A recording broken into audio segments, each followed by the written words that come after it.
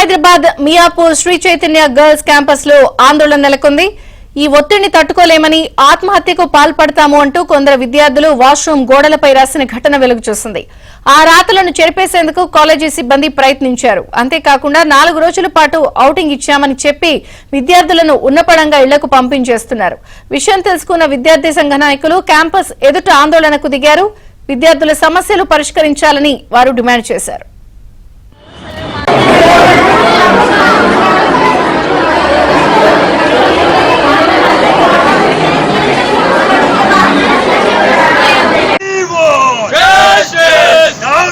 Chitanya,